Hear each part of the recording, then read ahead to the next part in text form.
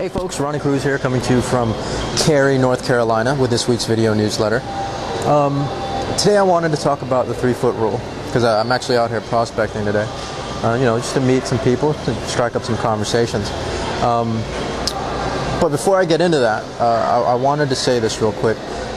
If you're watching this video, chances are you've also seen videos where people have said that the 3-foot rule doesn't work, or home parties don't work, or list building exercises don't work. And I'm here to tell you today that you shouldn't listen to them. Well, I'll take that back. You should probably listen to them because I'm sure they have some good tips regarding internet marketing and Web 2.0 strategies.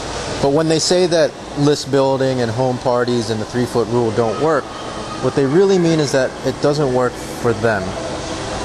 Now, I've said this tons of times before, and I'm going to continue to say it, is that there are tons and tons of different strategies out there, in this business, and all of them work. It's just a matter of finding out what works best for you, okay?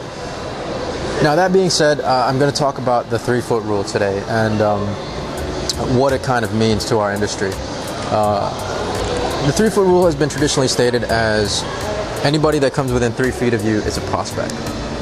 Now, that mindset, that attitude has been and continues to be extremely detrimental to the reputation of the network marketing profession.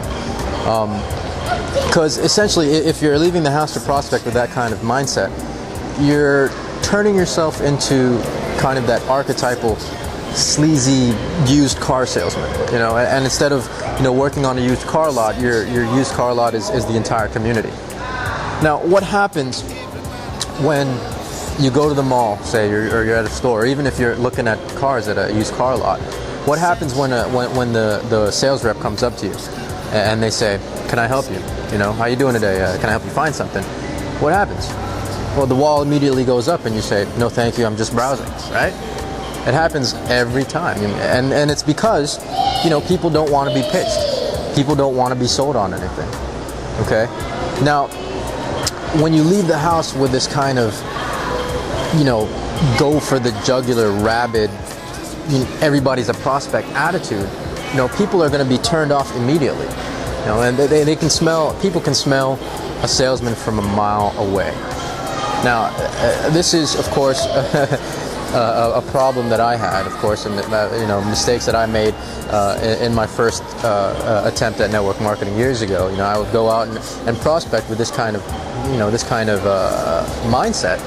And I immediately gave off the impression like I was on the prowl, and that's why people would completely just shut down and be turned off by that.